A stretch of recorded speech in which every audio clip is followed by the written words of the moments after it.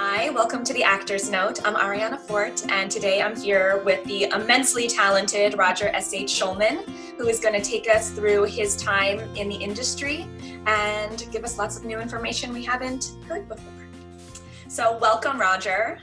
Thank you. Thank you so much for being here. My pleasure. So to get started, anyone who's been in this industry, we know what an uphill climate is. We know that this is a hard industry to be in, mentally, physically, no matter if you're a writer, an actor, producer, director. And once you're there, really, even once you feel like you've made it, staying there is even harder. So my first question is really, why did you choose this industry? Why did you choose this career? Because obviously there's people who love this and you love it because you've done it most of your life. But Right. I think my readers would love to know what inspired you. Well, I don't know if my answer is going to be of any help, but I knew that I wanted to be a writer before there was, an internet, and before I really knew how to, almost before I knew how to talk. I mean, I started writing things down almost as soon as I was able to hold a pencil. So then after that, it just became a question of what did I want to write? And when I got a little bit older, I watched TV, because that's what you did whenever you had the chance. And I found comedy to be a wonderful, I don't want to exactly say escape, although that's probably what it was. But it soothes me, to laugh. And I thought to myself, when I was pretty young, if I could just do that with my writing, I would be 100% happy. And I ended up becoming a journalist first because I loved journalism, but also because it seemed more practical. It was a way you could get a steady paycheck writing. But when I had the opportunity, I was ready. I always kept it in the back of my mind. I was always doing comedy writing, and I was able to sell some. And once you get that kind of a hit, it's really hard to go back. Once you write something that makes people laugh or entertains people, and I'm sure it's the same with acting, it's really hard to say, okay, that was fun. I think I'll go back and, clean garbage cans. It's just not going to happen. So it's not really so much why did I choose it? It kind of picked me. And once that happened, it's kind of like you're on the train and it never stops moving. So if you get off, you'll die. So that's it. No, I mean, I love that. I am similar. I started, loving acting when I was probably 6. And at this point in my life, I don't think that I would be me without it. Whether I'm interviewing someone in the industry, whether I'm performing a monologue by myself in my house just for me, it becomes a part of you, and it becomes something that you, at least for me, I admire in myself, that I'm able to have these skills. And that actually leads me perfectly into my next question. So when I was in acting classes, I gravitated towards comedy as well. And not just because my parents were like, you're good at this and try it out, but I loved the idea of getting that laugh from someone and getting to make someone feel happiness. It gave me a sense of accomplishment. And now we've all heard the expression that it's all in the timing. I'm pretty sure there's actually a play out there called It's All in the Timing. But as a writer, when you've been doing this for years and years, whether you're writing for, someone else to say the lines like on a late show or something like that, or you're writing for a movie or a sitcom that's been on for 12 years or 12 seasons, how do you keep the humor fresh? How do you keep it so that season after season, you're still able to make those audience people laugh, and also show to show, so that you're not, I don't know, how am I saying this, that you're not just telling the same joke over and over? Or is it okay to tell the same joke over and over? Is it always funny? Yeah, it's actually a pretty big question. You're going to the heart of good comedy writing, in particular when it comes to a series, because if you're writing a funny movie, you don't have to worry too much about repeating yourself, because once the movie's over, it's finished. And if you're lucky enough to do a sequel to it, you can worry about that then. But if you get an order for a TV series, right away, okay, there are going to be 6 or 13 or 22 episodes of this. And if we start to sound like we're playing the same song every single week, people are going to say, I've heard this. But it's complicated because you kind of put your finger on it. Being fresh, I dare say, is not the number one thing when it comes to things like half-hour comedy. If you think about it, a lot of people visit series over and over again, not to hear something new, but to hear something old. There is a catchphrase that a character has, or a type of behavior, or an attitude that delights people. And when they go back to that show the next week, they can't wait to be delighted that same way. They're looking forward to it. They go crazy when it happens. So the trick really isn't being fresh. It's being the same without repeating yourself, which is impossible. So you end up doing the best you can week to week. And there's a couple of secrets to it. One is always go from character. If you're trying to do the same joke, or you're trying to come up with a funny joke, or you're trying to change the kind of joke you're doing, you're already playing in the wrong ball field. You should be thinking about the character. What is he like this week? How would he react to this situation? Why did she do this now? Would she do it differently if something else had happened to her? If you go from character, then you only become as repetitive as people are, which is pretty repetitive, but it feels natural, you know? So that's number one. And then on just a practical level, when I used to run writers' rooms or run a TV show, I would always keep a personal list of jokes that we had done enough. Mm-hmm. And not just that we had done enough, but that I had seen enough on other shows or on stage. If you pay attention, you'll see that a joke will start maybe in the office, in the workplace. And then you'll hear a comic do it in person. And then it'll be in somebody's routine on TV or on YouTube. And then it'll be in a commercial or on a t-shirt.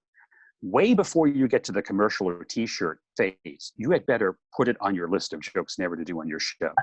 Because then you're just repeating, you're parroting what other people have done, and you can get a laugh with it because people will laugh at something just because it's familiar, but you won't be leading the way, which is what you always, want to try to do. So, I mean, I could go on and on, but I think that's basically it. It's like, don't worry about it too much, and then worry about it a little bit. And, the most important thing is be authentic and be funny. And if people say it's not as fresh as it could be, let them watch Adult Swim, and they'll be happy to. Yeah, I didn't even think about that it's not just about what jokes you're making on your own show and what you're own writing, but you have to consider what all the other shows are, what jokes they're making too. I never even thought about that, because I am one of those people that goes back and watches series over and over. I won't say it out loud how many times I've watched The Office, but it's a lot. And which Office? Is it American or British? The American. I also maybe shouldn't tell my viewers and my readers that I cry every single time it ends. Doesn't matter how many times I've watched it, I'm still in tears because I'm sad the characters are gone, because I love them so much and I'm going to miss them. And I'm often reminded by my friends that I can watch it again. They're not really gone. Well, don't make any excuses. You're a TV show creator's dream. Well, I mean, I love it. There's a lot of shows. But on the flip side, I have to say I was watching a show the other day, and I'm not going to say names or anything, that I have watched many seasons of. It's still current. And I stopped watching the episode halfway through because I felt it was just like every other episode I had seen that season. Mm-hmm. And I'd probably still go back and watch the rest of it because I still like it, but it was easier for me to stop. There are certain series out there that I can't stop in the middle of the episode because it's so fresh, it's so new, it's so invigorating to watch the actors say these lines and hear what line is going to come next, even if I have watched it 7 or 8 or 9 times already, start to finish. So let's see. Sorry. So, okay, here's a good question. Well, I think it's a good question because I wrote it. No, I'm just kidding. But you've done a lot of live action writing for, you know, actual people who you see their face. And you've also done a lot of writing for cartoon characters and things where we don't see someone's face. And it really got me thinking. It really got me thinking the difference between writing for a person where you're going to see their expressions and they're going to take on the physicality of the character, and writing for a cartoon character. And how if there's a difference there, if it's the same, or if it's really based on, I guess it's a two-part question. Also, if your writing ever gets based on who you know is going to play the part versus if you're writing before you know who is cast. Yeah, again, a very big question because it covers a lot of ground. And there is a lot to say, I think, about writing for animation. I've done, you know, whole classes and talks just on that. And of course, there's a lot to say about writing for people because that's been going on for a long time. Let me think. I would say the basic short answer is no. There's no difference if you want to do it well. You should be writing from character, and your characters should be well developed. And that's true whether it's going to be, you know, Mulan or Mishu, or if it's going to be, you know, Queen Latifah or Jerry Seinfeld or whomever. So like I say, the quick answer is no. But there are tools for each of those types. It's a different toolbox, and you should be able to take advantage of the tools for each type and realize that there are some things you can't do with each type. The big thing about animation is you can go anywhere you want. You can do anything you can imagine, and it won't cost any more. No one's going to say no on the basis of budget. All you have to do is draw it. So if you're doing an animated series, and even the ones that look like sitcoms, like Family Guy or The Simpsons, and you're not taking advantage of the fact that crazy things can happen, and it'll all seem pretty normal in that world. In other words, it'll seem possible. It won't take you out of the moment. Then you're not taking full advantage of the fact that it's animated.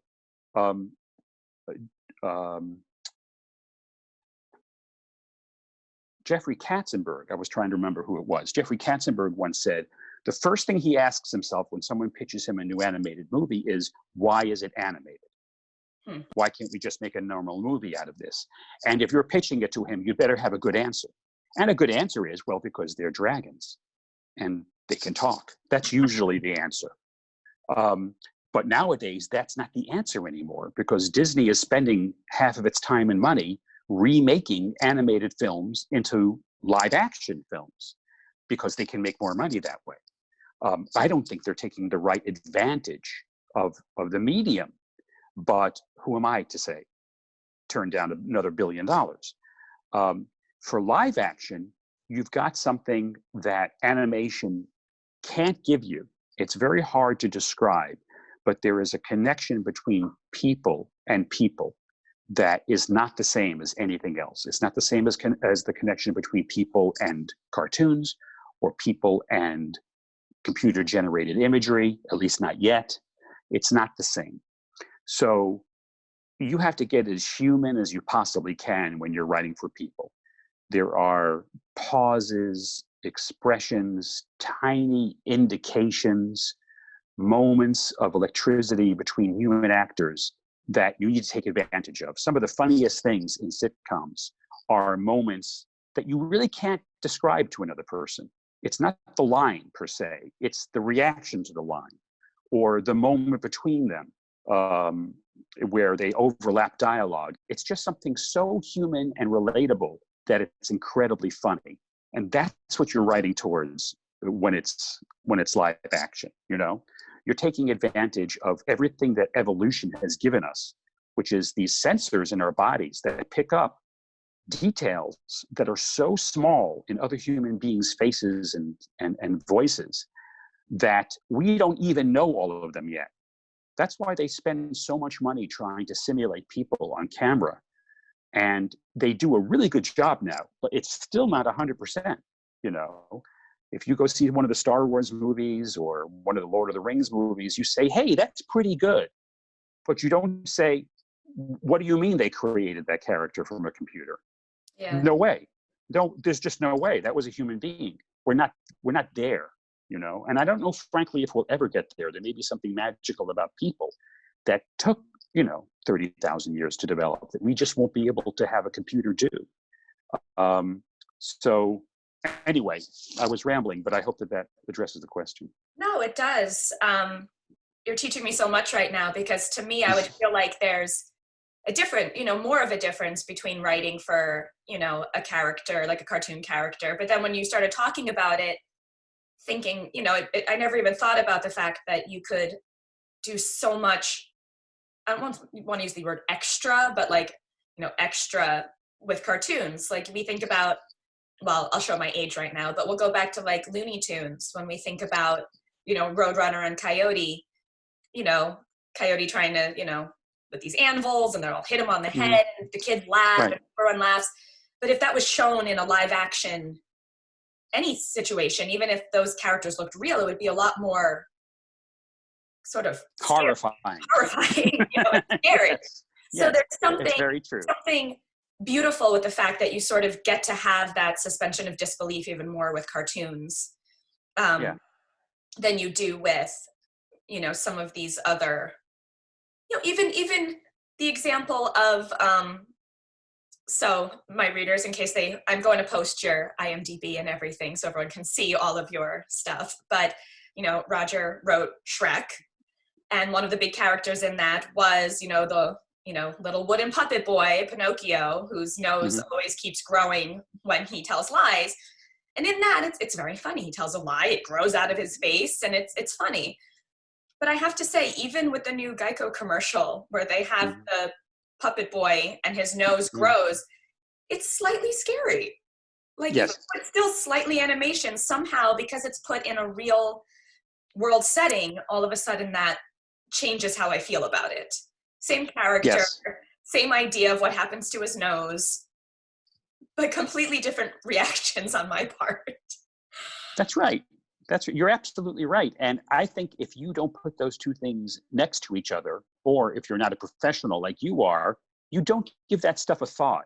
It doesn't cross your mind as an ordinary member of an audience, and it shouldn't. It's not really your business to be analyzing. But if I were to really put a lot of these things next to each other, people would start saying, oh, that's funny. That's a little creepy. And they wouldn't be able to tell you exactly why. It just happened with Sonic the Hedgehog. Sonic the Hedgehog is no laughing matter. It's a video game, but they spent hundreds of millions of dollars on it to make a film. They've been wanting to do it for 20 years. And when they introduced the prototype of Sonic to, I think it was Comic-Con probably, all the fans went, "You have got to be kidding." And they practically set fire to the building because he looked way too human. He had long, skinny legs. He had teeth like a person. It was really creepy. And these are professionals spending any amount of money they want to make Sonic. So even they got it wrong. They already shot most of the film. They had already put most of it together. They had to spend, I don't know how much, taking him out of every frame and putting in a new design. And the film opened big. It went fine. So you could say, well, there's really, no difference, or what's the big deal? It's a cartoon. It's a big deal when you're talking about how people react to things, because that directly determines whether they're going to go see the movie or see it twice or three times. And those people at Comic-Con or wherever it was, they made their opinion very well known. If you want to get somebody mad, tell a fan of Batman that his costume, is going to have stripes now. You just cannot fool around with some of that stuff. It's like a religion. So I think that's a great example. Pinocchio in the real world they've tried to make cartoon movies in live action. It generally, with some exceptions, it doesn't work. People don't want to mix up those two things. Have you ever heard of the phrase, the uncanny valley? No. Well, I won't go way into it, but just in brief, it's a phrase that a very smart person came up with to describe when something on the screen looks real and human, but not exactly. And it's beyond cartoon, so it's more real, much more realistic than that. But it hasn't got that magical thing that makes a human, and it creeps everyone out. And the people who design these characters say, "What do you mean? It's so close. It's so good. We've spent so much money on it." But that's not the point. The point is, it's the uncanny valley. You're looking at something that's trying to imitate you. It's as if some kind of metamorphic creature had come down from another planet and wanted to infiltrate the human race and was able to look like anyone they wanted to, but not exactly. Yeah. And it's like, whoa. There's horror movies based on that, right? Pod People, like Children of the Corn, things like that, where right. Where it's done on, you take one thing and you make it a little bit weird. Their eyes aren't binocular. They don't look in exactly the same direction. You can't tell point of line of sight. That's one of the big ones.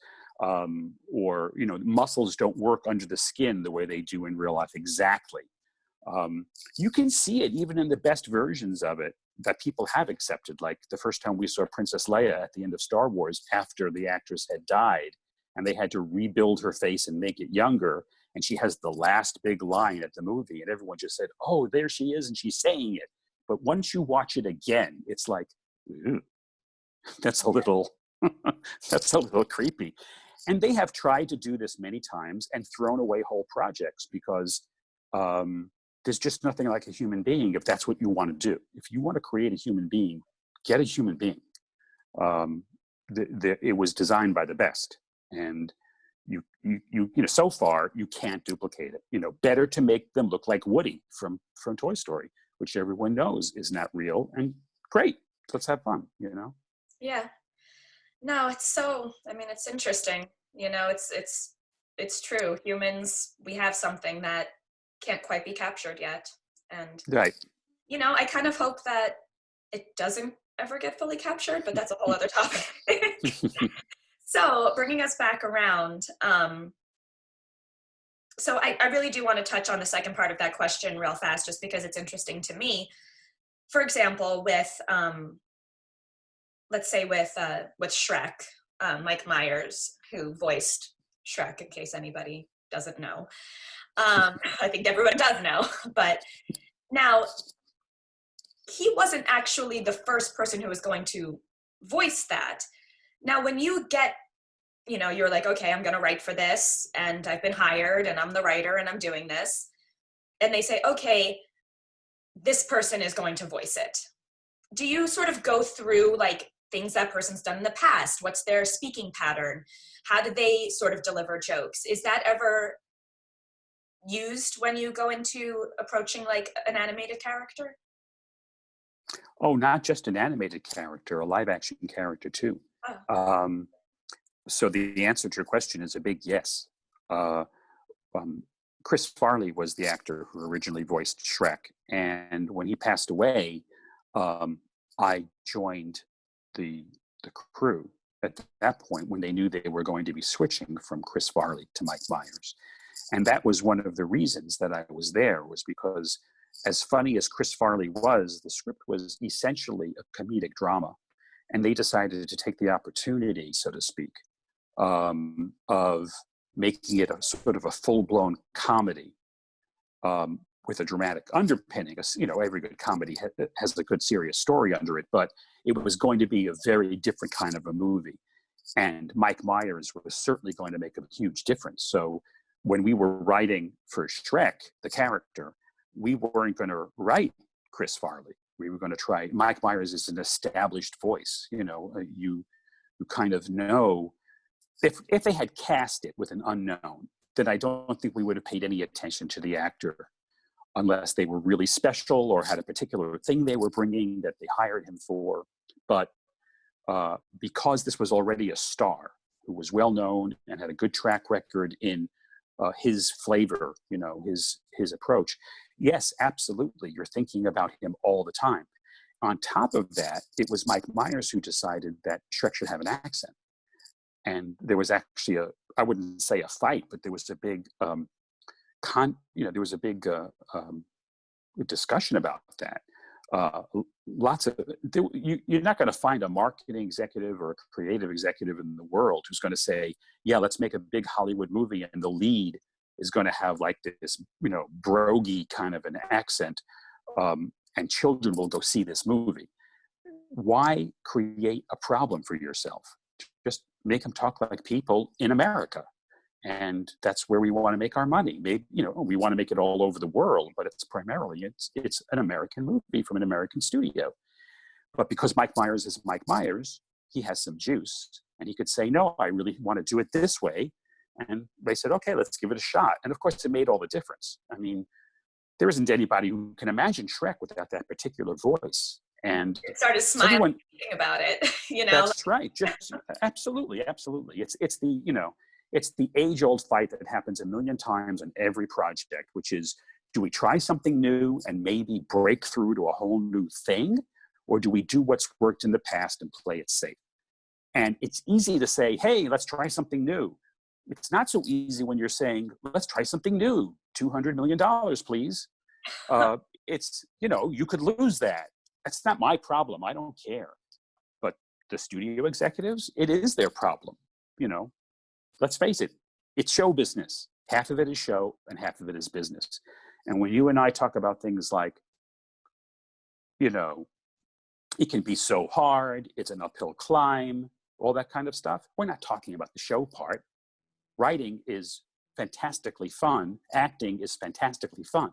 The business part is hell. And it's almost never fun. And that's the part you have to put up with if you want to do the first part.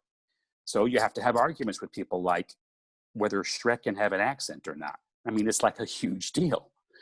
So, you do think about it. And I was writing a live action version of Jungle Cruise for Disney. And at that time, it was already cast. It was more than cast. It had two huge stars attached to it, Tim Allen and Tom Hanks. And when I wrote it, you bet I kept them in mind. And in fact, a couple of people said to me after they read the draft, they said, this sounds exactly like Tom Hanks. How did you do that? What does Tom Hanks sound like? And it was very flattering. I felt very complimented. As it turns out, they went a whole different way. So the movie that's going to be coming out doesn't have either of those stars in it. But when I was writing it, sure, it would be foolish, not to think about Tom Hanks and everything he's done and his voice and Tim Allen and his persona. Why fight it? Use it. So, yeah. Yeah, but better it. And then, it takes, when you do have, what am I trying to say? It gives some authenticity to the character, especially when it's a person that people do know from other things. Yes. I think it almost makes the viewer feel a little safer watching it when they're like, oh, like, it's Tom Hanks. Like, this sounds like Tom Hanks. And same thing with Mike Myers. Even though the accent was maybe new for this or scary for this, like, he's kind of known for doing voices and doing these bigger life characters. And then look what happened from that. They made a whole musical of it. And Brian Darcy James, he didn't decide at that point, oh, I'm going to play Shrek with, a British accent.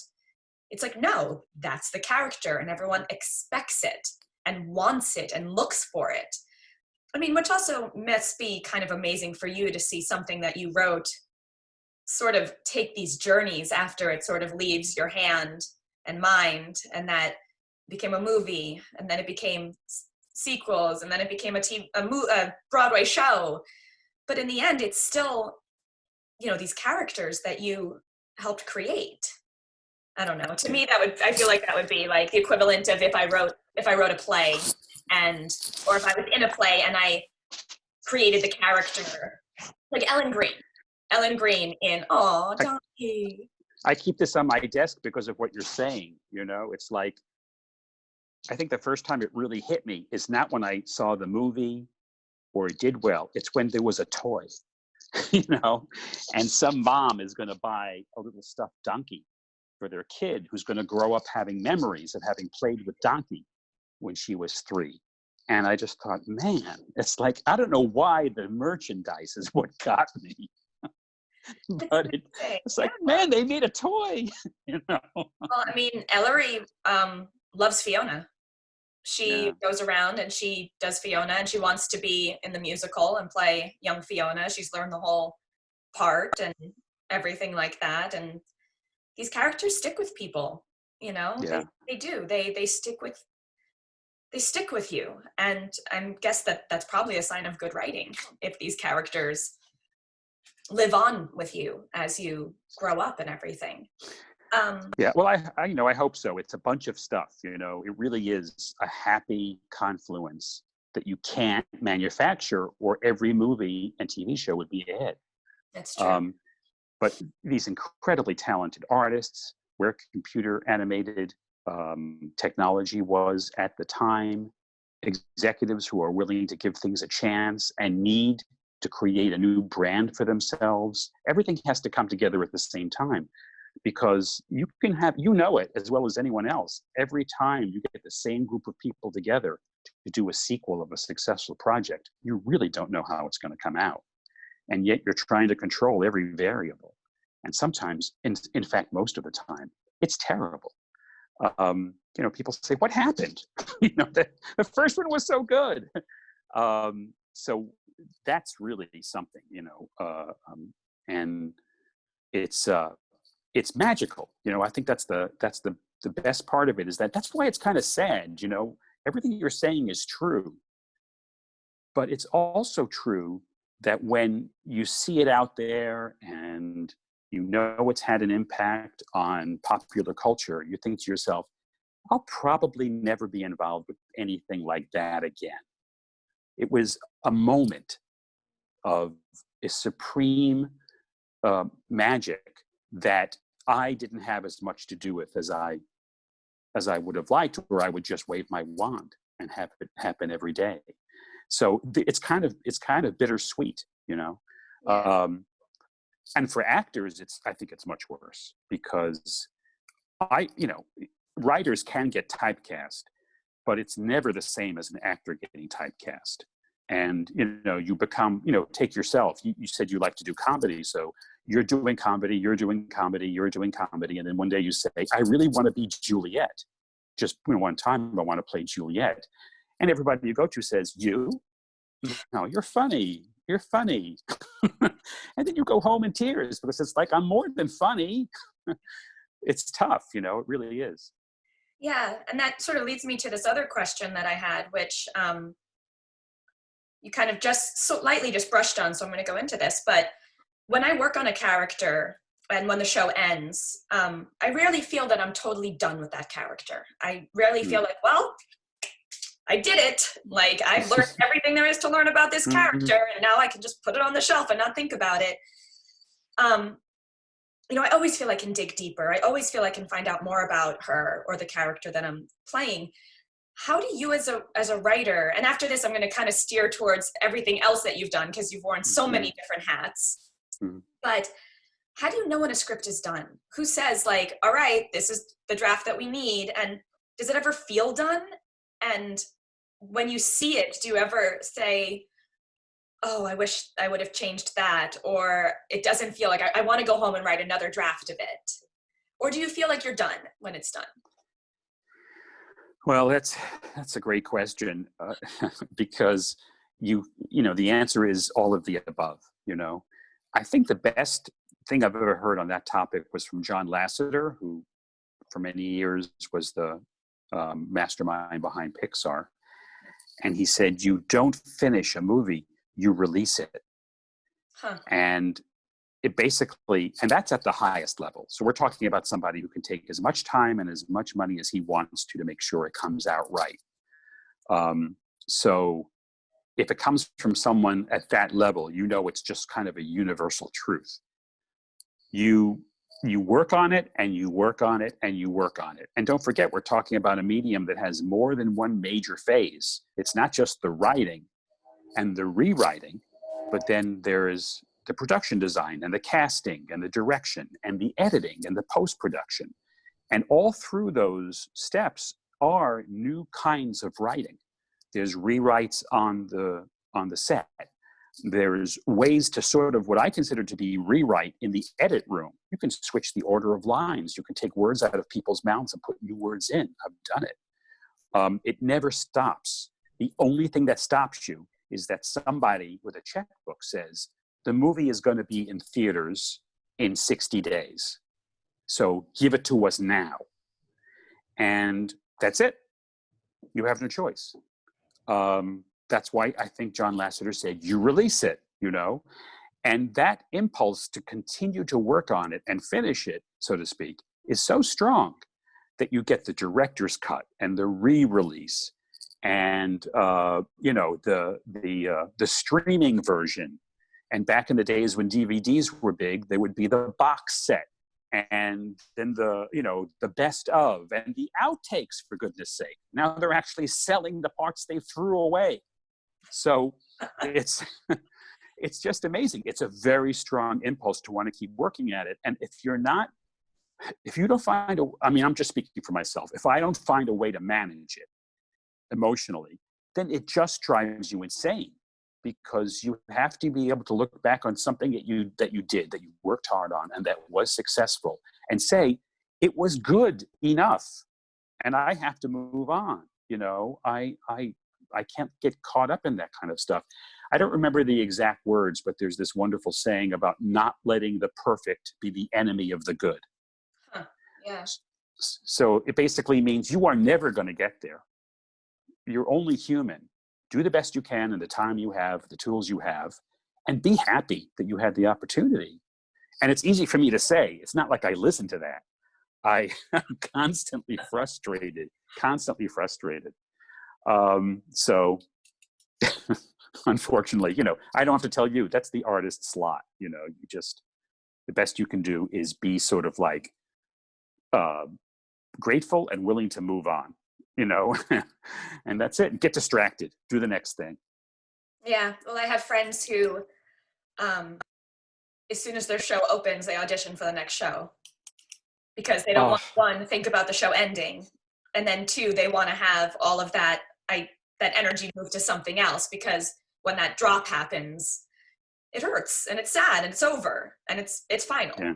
You're never going to have that past with those people and those experiences. Even if you do the same show, it's going to come out differently. So that's right. That's right. I don't think, you know, everybody in every line of work has their own specialness.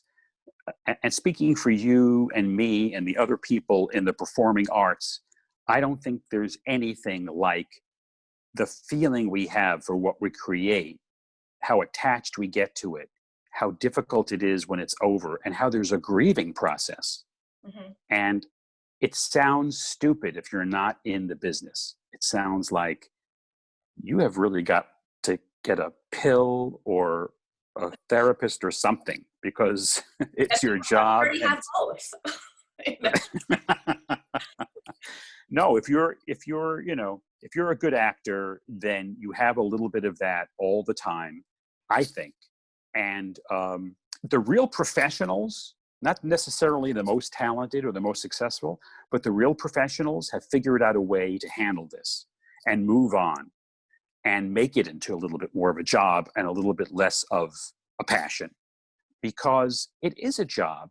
It's what you're doing to express yourself, to put a roof over your head if you're lucky enough, and you're doing it in the service of other people. You know, if you've had a run in a show and you've entertained who knows how many thousands of people, or if it's a movie, millions of people, that's a good day's work. You know what I mean? It's like, don't get so wrapped up in yourself where you can't bear the fact that it's over. It's over, you know? Kids go to college, people pass away. Life is full of endings. So, you know, just try to look towards the next beginning and be thankful that you had the time with that project that you had. You know, I've been on shows for 5 years, and when they're over, we are all crying. I mean, we really do become a family, as phony as that sounds. And when I say family, I mean some of us hate each other. It's everything that a family has, but you miss all of that. And that's the way it is, you know? Yeah. It's life. So with that, you know, you have been on shows as a writer, and you have also held a lot more hats on TV shows and things like that. You have been a producer, you've been executive producer, you've been creator, writer, we talked about. I mean, maybe you've been an actor. I don't know if you've ever slipped your, you know, self in there before, but many times. As an actor, and maybe I shouldn't admit this on my blog, but I'm going to. I don't exactly know the definition and what each of these things do. Like, I know, you know, when I think Broadway and I think producer, that's the person who gets the money, you know, but then there's all these levels to it. And, you know, creator, is that just a title that's assigned to somebody, or is it really the person who had that first idea? And I was wondering if you could go into that a little bit for me, having had all of these different positions. Because, like, to me, I think executive producer, is that the person who just, you know, like, put in the most money? Like, you all said, okay, who's going to put in, you know, who's going to get the most money around? And, you know, it's like, oh, it was me, so my name gets to be there. Or is it strictly political? There's a lot of politics. And I wrote it right here in my notes. You know, I think there's just as much politics in the arts as there is in government. You know, there's sure, so much going on. So how do people get each of those titles? Because also, I mean, throwing this in here, as executive producer and producer, you're in the casting process. You know, you're somebody that when someone comes in, they're going to have to go in front of you to do, you know, to eventually get the job. It's not just, I met with the casting director and they liked me. Hooray. It's like, no, then it's the director, and then it's the producers, and then it's the executive producers. And then it's, so anyway, this is a bigger question. That's right. And I promise my other ones are a little bit shorter because we're going to have to wrap it up. But I'm so interested in this part of it. Yeah. First of all, no one should feel an iota of guilt over not understanding all these titles, because not only do their definitions change from day to day, but they're different from medium to medium. So, I mean completely different. So don't even compare. I'll just take you through it to the extent that I understand it as quickly as I can. First of all, theater, I don't know much about. I've done a little bit of theater, but not enough to know. I have the same understanding you do. The producer is the person who helps package it creatively, gets the money and the funding. Okay, let's move on. Movies, that is a free-for-all. A producer is often a line producer. And by that, I mean the person who really does the roll up your sleeves work of getting this massive machine rolling down the road. Everything you can think of, all the moving parts, all the scheduling, all of the logistics and the resources, the person in charge of all of that is often called the producer. But then there's a bunch of other people who get to have that title because they're part of some investment firm, or they came up with an idea for something that they owned, and they said, well, if you want to use my idea, I want X number of dollars, and I want to be called producer. It really is sort of coin of the realm. Executive producer is often a title that comes along sort of as an emeritus. Steven Spielberg has been executive producer on a lot of movies, and I dare say, having worked with him, that most of those, or almost all of those movies, he's had some creative input into at least. But I bet there's a couple where it's basically, you go make that and then check back with me in 6 months. And it'll say executive producer Steven Spielberg because it's under his aegis and in his studio or whatever, part of his deal. But it doesn't have that much to do with him. So that's kind of the way it is in movies. If you're a writer and you get a certain amount of juice, then you can say, I want to be a producer on this picture. Basically, it's a title, but it means you have a little bit more input. You might say things like, you know, I am listed as a producer and I feel really strongly about this, and I want to have a conversation about it with the head of the studio, and I want to see if we can't work this out. You might get an okay on that, as opposed to if you're simply one of 12 writers that somebody hired and fired. You try saying that if you're one of those guys, and they'll say, click, you know, so that's that. TV is where I think it makes the most sense, and I understand it the best. Once you hit producer, you're definitely what they call a line producer. That's that first job I was describing. Guy who has to, or the woman who has to put together, really get things done. You know, it's a very tough job.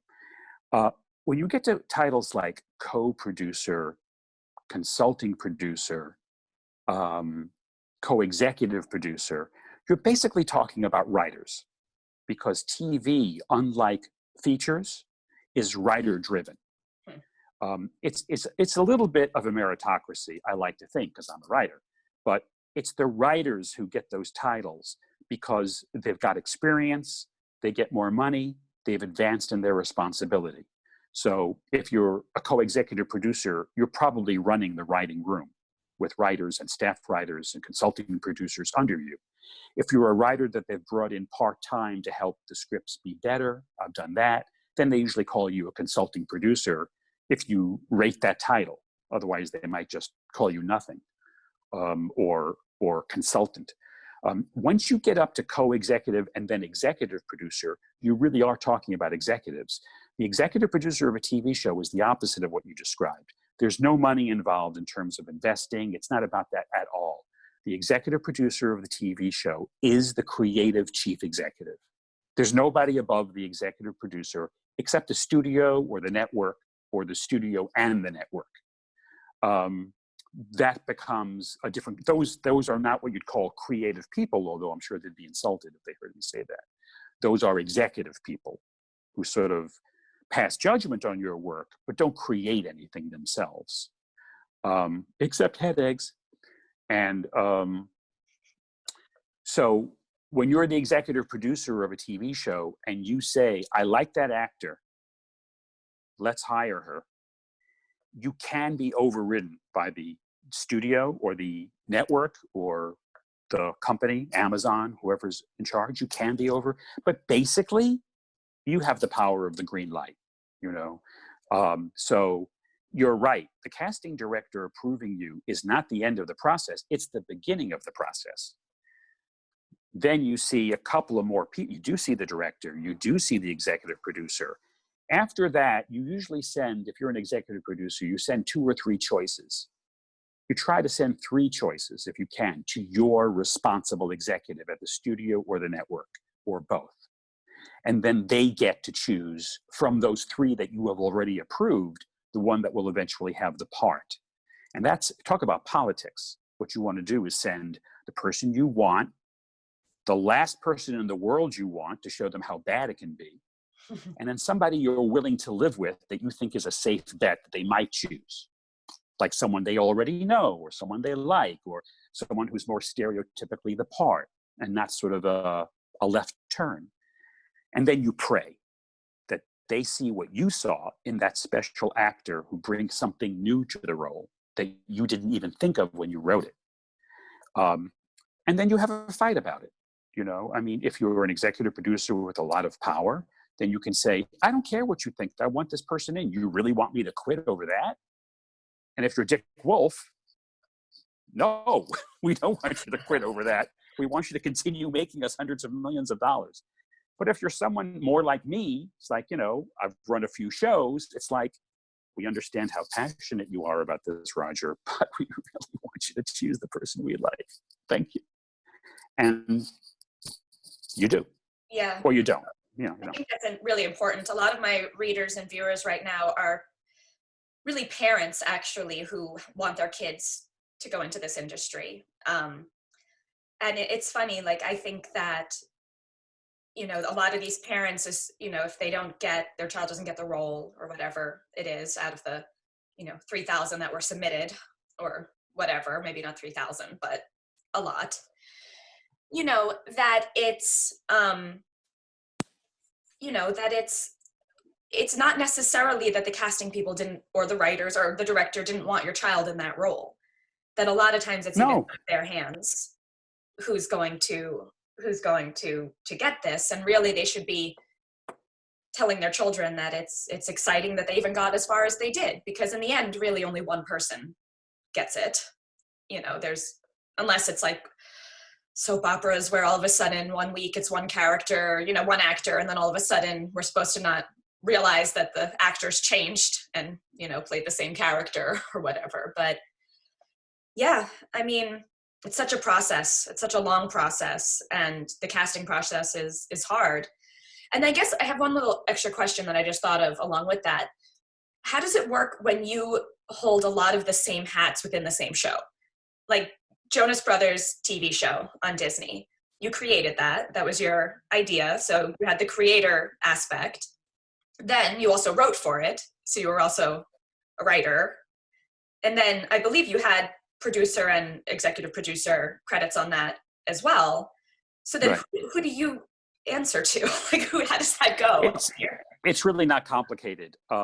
If you're the creator of the show, it just gives you, and you have experience, it gives you that much more power and influence, you know, because everybody knows you're not only running the show, you came up with it. So that gives you a little bit more persuasive power. But you can be a creator and not be executive producer. Lots of people who are bright and funny or talented will come up with an idea, write a script, they'll sell it, but they've never run a TV show before. And you'd be insane to hire them to run a TV show. It's like saying, oh, you came up with a new flavor of Kit Kat, we're going to put you in charge of Hershey. It's, it's a corporation. They're not going to hire you to be its chief executive because you had a good idea, but you do deserve to be creator because you are. So you come aboard as a producer or a co-executive producer, and they find someone, maybe like me, who's done it before, who gets the idea, who gets along with the creator, and that person runs the show. It just so happens that Jonas, my partner, and I, we were both things. And we answer to the same people we always answer to, no matter who you are or where you are. You answer to the people with the money. They just have different names. They could be a studio executive or a production executive at a broadcast network or a streaming service. Basically, it's the business part of show business again. The people who do the show always answer to the people who do the business. And very few of them do both. There are those people who finance their own projects, and they either become really successful on a small level, or they become really, really successful on a gigantic level, or they crash and burn, which is what happens almost all the time, because one of the sort of unwritten rules of show business is you never use your own money. Well, it reminds me of, although maybe if it goes bad enough, then it becomes good, like The Room. Well, no, that's actually what I was thinking of when I thought about the people who become successful on a small level. It's like they get this identity. They are good enough or bad enough to create a brand that attracts more investment. You could say Woody Allen is kind of not what I just said, but you could say he's kind of like on the smaller level, because even though he's world famous or infamous, depending upon what you think of Woody Allen, he has been financing his own movies, making them on a regular basis for years and years and years. They never cost too much money. They never make too much money, but he gets to do exactly what he wants to do, which is like the definition of success when it comes to movies. That may all be over, but that isn't for reasons of creativity. Spike Lee is another guy like that, you know? Some of his movies have been pretty big hits. None of them have been monster hits. None of them have really been total flops where he's been driven out of town critically. He gets to make a lot of movies that he wants to make. Is he Steven Spielberg? Is he J.J. Abrams? No, he's not in the same universe as those people. But that's not what he wants. And in some ways, he's more successful than they are. You know, he doesn't have to take into account 15 sequels and 25 executives and all that stuff. He basically says, here's what I want to write. Here's what I want to create. This is what I want to direct. And I want to get just enough money to make this movie. And then we'll fight for the next movie. And that's great. I should say I'm going to have to go in a minute. Yes, I have my last question. Okay, real fast, talking about, sequels and, getting to do your own thing and executives. Reese, my son, was talking the other day, and he, talking about big things and becoming corporate. he was talking about some new Fast and the Furious movie that was coming out. And he was like, do you know what that is, Mom? Do you know what that is? I was like, no. I'm like, oh, it's Fast and the Furious. I'm like, oh, it's a sequel. He's like, Mom, it's a franchise. And I was like, oh. I'm like, okay. So I guess if something gets really huge like that, eventually it does become a franchise and you lose a lot of the original sort of creativity of what the people were looking for. But they're making bazillions of dollars. With that being said, my last question, and I ask this of everybody because, and you sort of touched on it, but we'll just say it again. What part of your work brings the biggest smile to your face? What keeps you coming back? You know, I'll make up an answer to that because the fact of the matter is I don't know what keeps me coming back. It's kind of like you said earlier. It's kind of like asking a goldfish, so why do you choose water to live in? You know, fish has probably never even thought about it because the fish has no choice. I do it because that's what I do. So if I have to make up sort of a more entertaining answer than that, which has some truth in it, I would say there's a couple of things. Sometimes I'm writing something and I don't feel like I'm writing it. I feel like it's coming from somewhere else. And when that happens and it moves me emotionally, I get transported. It's like, what, who wrote this? What's this? This is good, you know? And I really honestly do think it didn't come from my conscious mind. It came from some connection, you know, to the universe. And that's not like I'm special. I think everybody who creates things has that connection. And I'm lucky enough every once in a while, like everybody else is, to stumble on it. That keeps me going. And then the other thing is very specific. It's not in movies. It's not on stage. It's not when I write for print. But when I'm writing for a TV show, not animated, that has a live studio audience, and there are a few of those still, and they're coming back. You write your stuff, and then you go out onto the stage floor to listen, and it's much more like theater. But it's, in some ways, I think it's even better than theater because you haven't really put it into the actor's hands completely. You can actually stop the show and rewrite a line and do the scene again. And when you listen to a scene and it gets a pretty good laugh, or you as the showrunner or somebody else over you says, I want to do that scene again. I think we can make that better. And then you literally get into the corner with your writers and you take about literally a minute and come up with something better. And you say, let's try it. And you run to the actor and say, okay, I want you to say this instead of that. And they say, oh, okay. All right, I get it. And then you move back. The audience doesn't know what's going on. And then they roll the cameras again.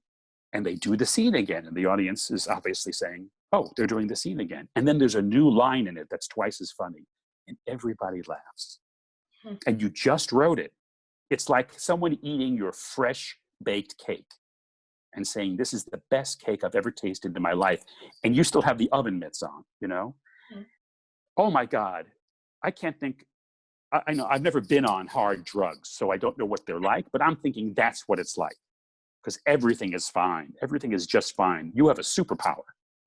You can wave your pen and make 250 people scream, you know? And it's like, you just fly home, you know? It's just great. So that's my answer. Well, that's an amazing answer. And when you're talking about it, I can feel it. I can picture it in my head and see that excitement and hear the audience laughing. I want to thank you so much for having this interview with me. I absolutely love when people come on and I get to learn so much. It's just such a wonderful experience to be able to not only sort of bring on other industry people, but to actually see that I still have so much to learn myself. So I want to thank you for that. Thank you All right. Thank you so much for inviting me. Of course. Goodbye. Okay. Bye-bye. Bye.